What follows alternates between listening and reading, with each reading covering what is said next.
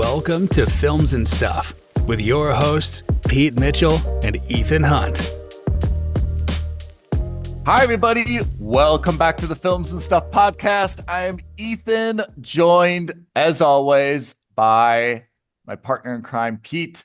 Hey, Pete, what's up today? Not much, buddy. How are you? Everything is good. Everything is great. It is Saturday. Saturday means one thing and one thing only. It is time for, say it with me, stream or skip. We have to work on that, but you get the point. Pete, every week I introduce Stream or Skip, and you give our listeners the 15 to 20 second soundbite of the rules.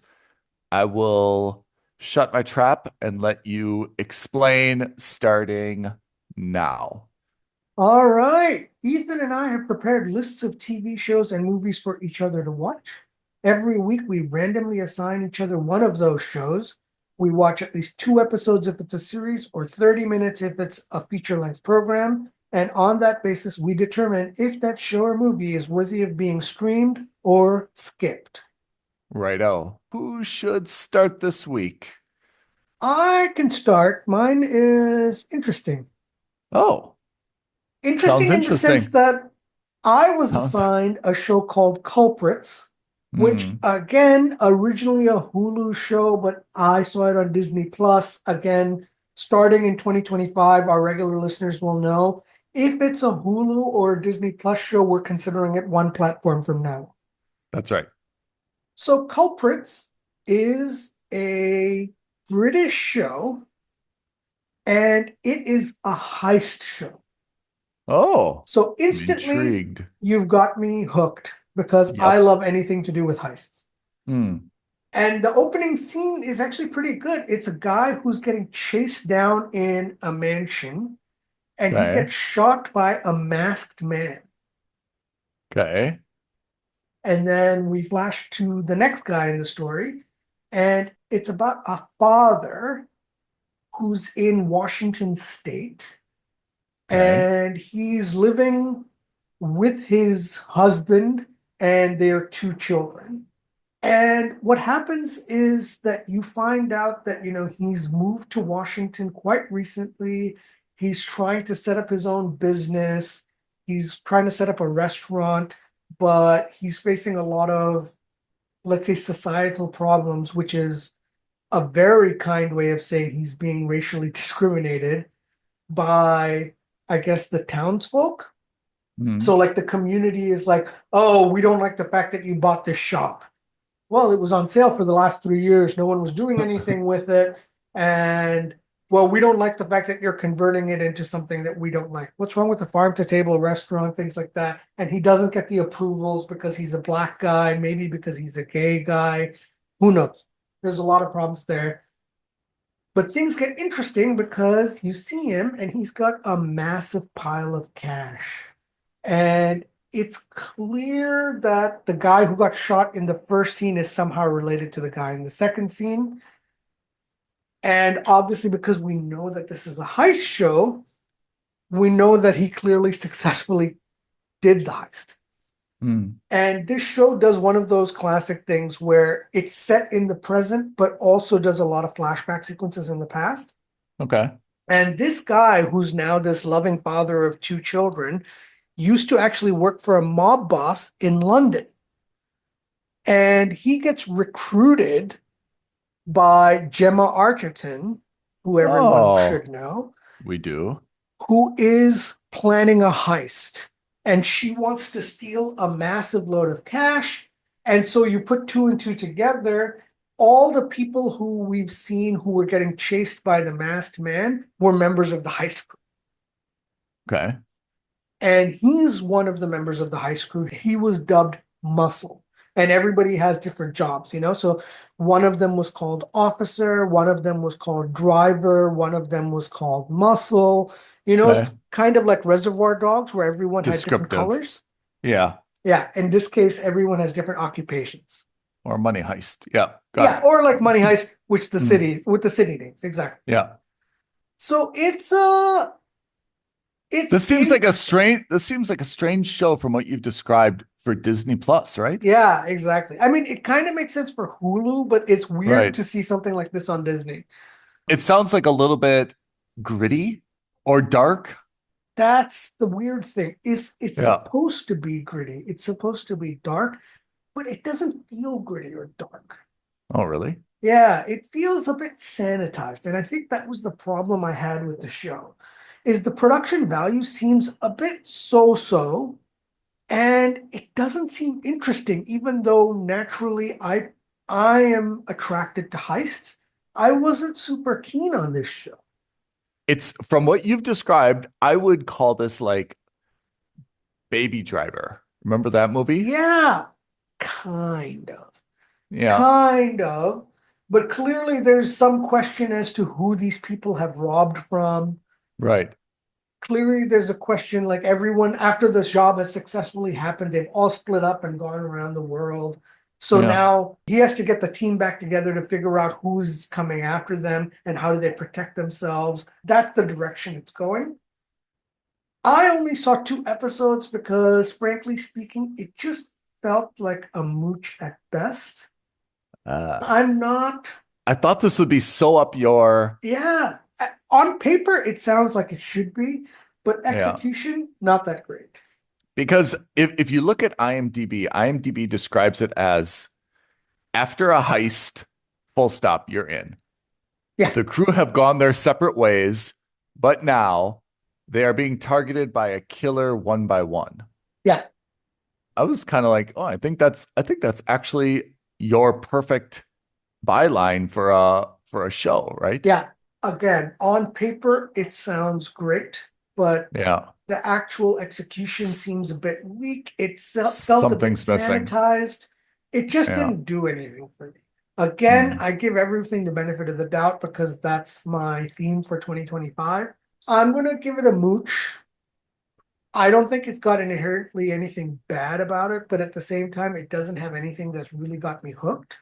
Yeah. Is this something I'd keep on in the background while I was, checking emails or surfing on my iPad? Maybe. But is this something I would kind of close my curtains on, lock the door, and kind of have the lights off and be focused on intently? Definitely not.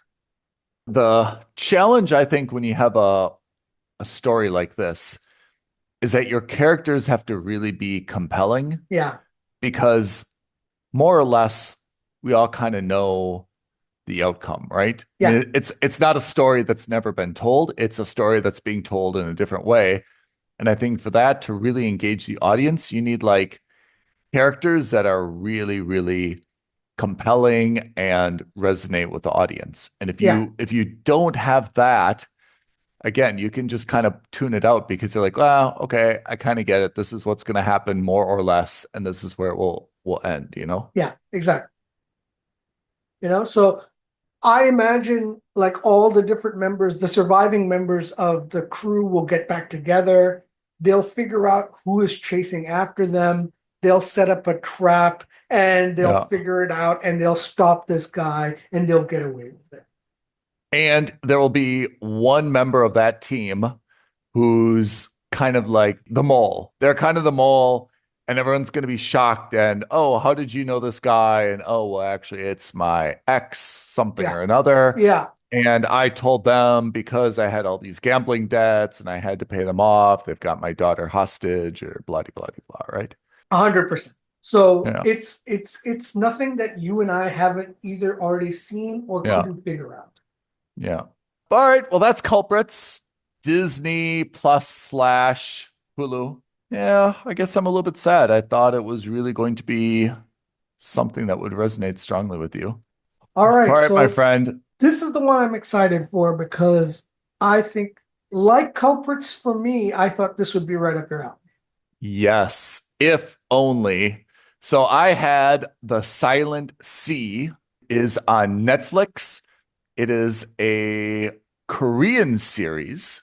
You know, it's a multi-genre sci-fi thriller mystery released in 2024. So it's relatively new, although it takes place kind of in the near future and kind of, as always, a dystopian world that is suffering from a crippling water shortage. Okay. And just a little bit of background. It's Korean, so it's obviously in Korean. And I tried the subtitles. And to be honest, the subtitles I don't love. So then I listened to it dubbed in English, which was, I thought, the better alternative. Okay. So I listened to it in English. The basis of the show is while the world is stuck in this terrible drought, the Koreans apparently have a space station on the moon. Yeah. And the space station has somehow been doing very important research. It's a little bit fuzzy, but somehow whatever research is up there could solve this water shortage. Okay. Apparently, and again, some of this is intentionally fuzzy, because the show wants to be a mystery, but some time ago, something happened at that lunar station and the entire staff was somehow wiped out. It's not clear exactly what incident or what event happened, but apparently everybody died, and it's now an abandoned or a deserted lunar station. And the Korean government or powers that be have reached out to a new crew. They've got what looks very, very, very much like the American space shuttle or the NASA space shuttle. And they've said, we're actually going to send a team to this lunar station. There is something that we need to recover. So the MacGuffin in this case is 3 of these very futuristic looking like space canisters. And the crew are intentionally not told what's in them. They make this a mystery, of course. There's a big conference at the Korean Space Association, the KSA, and they're sitting around this big conference room table. And there's very impressive graphics and diagrams of the space station. And someone makes a point and says, what's in the MacGuffin? And of course, the senior officials demur the question or just say it's not your business or whatever. So we're left like with this heightened sense of what could it be, right? Yeah. Is it the secret molecule that can multiply water? Is it a deadly virus? We're just not sure, but there's 3 of these canisters, apparently. They're spread throughout the lunar base, and they need to at least retrieve one of them. Okay. So far, it's not so bad. It's pretty basic. I wouldn't say it's neither good nor bad. It's, just kind of leading up. We try to meet all the different characters. And here's my side tangent. I feel that Korean television has become very popular, and in some ways, justifiably, but I feel like their character development almost always is really weak and almost cartoonish. They've got the very arrogant, space shuttle pilot. They've got the very bookish, female researcher. They've got the very macho, this dude, there's another lady on the flight and she's very, kind of, I don't know what it would say, acts like kind of like a social media influencer, like very flashy and what I'm trying to say is that their characters are just very myopic and not really deep. And I feel like that's kind of like a quality of Korean television. So anyway, we get to be introduced to all the characters, and they've all got their things. They are flying to the moon. There's no mention in the show of any other country, by the way. There's no like American base or EU base or Chinese base. It's all about the Koreans. Okay. Something happens with their space shuttle, and they do a crash landing. They escape from the shuttle. The shuttle, falls down a cliff and is destroyed. So they've got to kind of walk the remaining 7.6 kilometers. That's the exact amount. They were precise about it. 7.6 kilometers to the lunar base. Of course, they don't have any food or oxygen. They don't They have any have enough shelter. for 7.5 kilometers or something. Yep. So they all barely make it. They're all Yeah. exhausted. Does the code work? The code doesn't work. Then they finally get the code to work. They get inside, they depressurize. It's all very fine. I know that there's intended to be a lot of drama. It did not feel at all dramatic, Okay. And through all of this, the sci-fi is fine. It's a little bit like For All Mankind. It wasn't really CGI, but like, the space scenes for All Mankind, when they're on the moon or when they're like in a spaceship or something. Right. It was fine, right?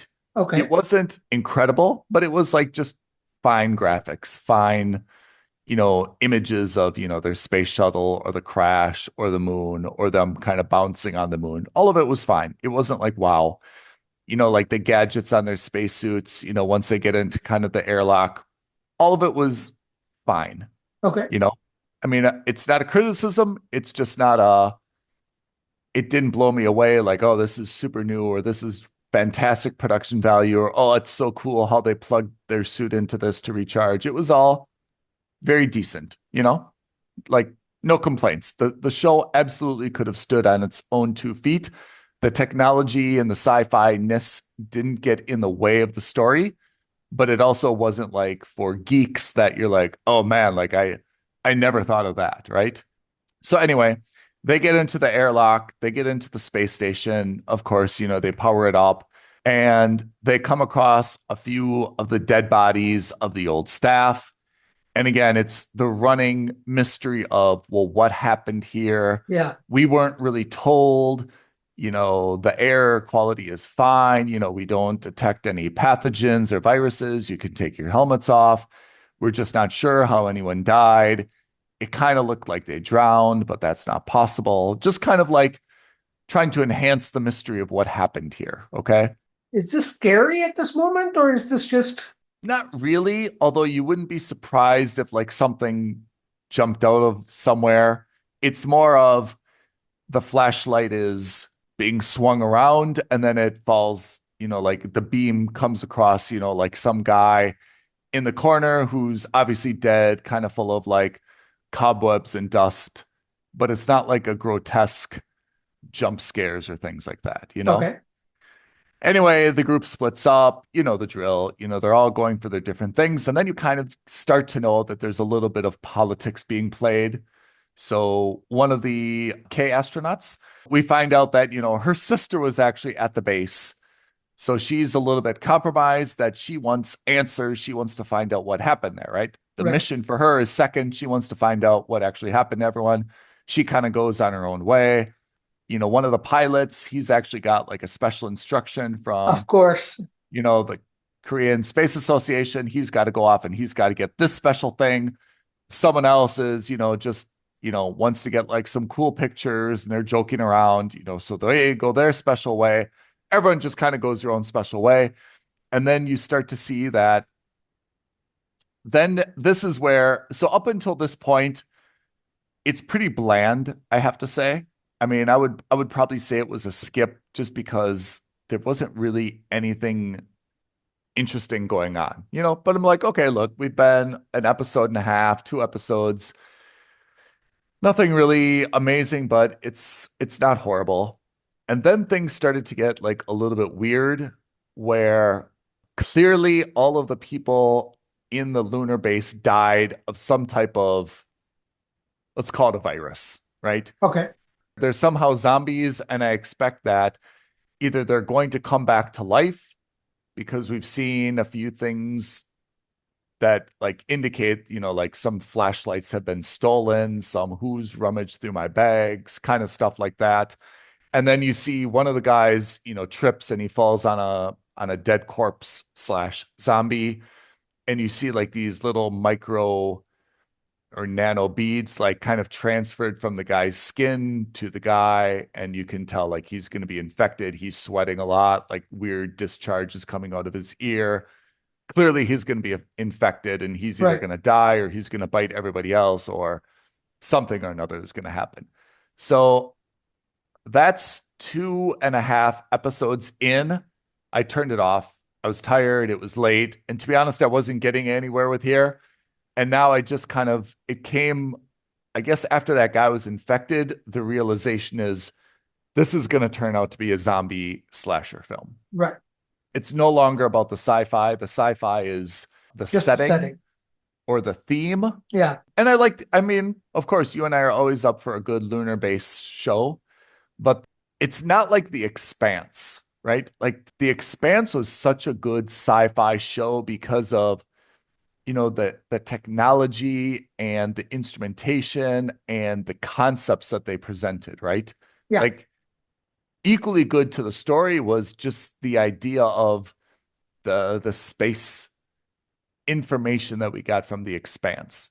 Whereas the Silent Sea, I think, is, I wouldn't say the opposite, but it's nowhere near that level. Like I'm just not getting any excitement or enthusiasm from being in the space station itself. It's very, I don't want to say generic, it's just fine. It's kind of what you would expect a abandoned lunar station to look like. There's some fancy kind of like, lights on the ceiling and on the walls. There's an instrumentation panel with a lot of glowy buttons. You know, Everything is kind of shaped like, a pentagon, right? Like the doors, kind of interlock. It's all fine, but it's definitely not enough for a sci-fi fan to watch only for that element. The mystery itself, again, I think is really dull. If this is going to morph into a zombie film, I'm out like immediately. And the characters for me are just all too over the top. The characters are not there. I haven't seen like any romance. There's no real camaraderie. There's a lot of characters as well. I think it's probably like a crew of maybe 8. So you know that a bunch of them have to die or be wiped out eventually, right? And we've only gotten to know kind of like 4 or 5. So I mean, it seems like there's 3 that are easily going to be eaten or devoured, and it's not going to matter.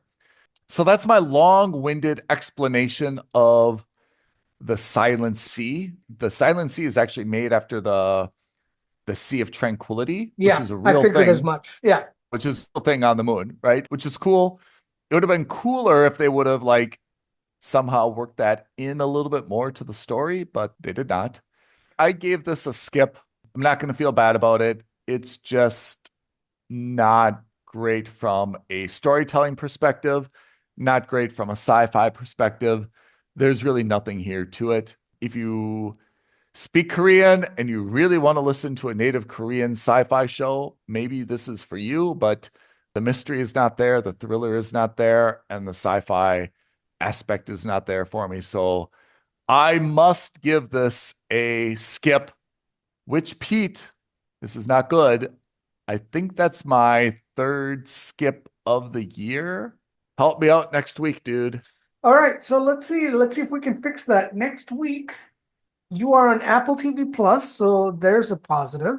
Yes. You're watching a drama called Lady in the Lake, starring Natalie Portman. Oh, I love Natalie Portman. Okay. So fingers crossed that's good. Yep. And I am on Max watching a show called The Sympathizer. Next week, we come back and we're watching The Sympathizer on Max. I've got Lady in the Lake on Apple TV Plus. And let's see if we can get some diamonds in the rough with one of those two, huh? Fingers crossed. Fingers crossed.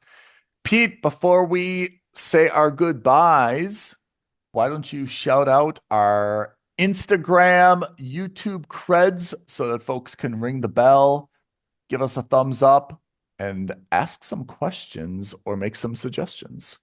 Absolutely. You can tweet at us at F&S Podcast. You can DM us on Instagram at Films and Stuff Podcast. But as always, the best thing you can do, like this video, leave a comment below, subscribe to our channel, and hit that notification bell. Could not have said it better myself. Pete, thank you for participation today. Participation, Pete. Listeners, thanks for listening to us. We appreciate your comments, feedback, and agreements or disagreements with the Silent Sea and Culprits. Okay, we'll see you guys next week on the next episode of the Films and Stuff podcast. Bye now. Thanks, Ethan. Thanks, everyone. Thank you for listening to another episode of Films and Stuff. If you haven't already, please subscribe and review on Apple Podcasts, Spotify, or wherever podcasts are downloaded. Films and Stuff. There is no substitute.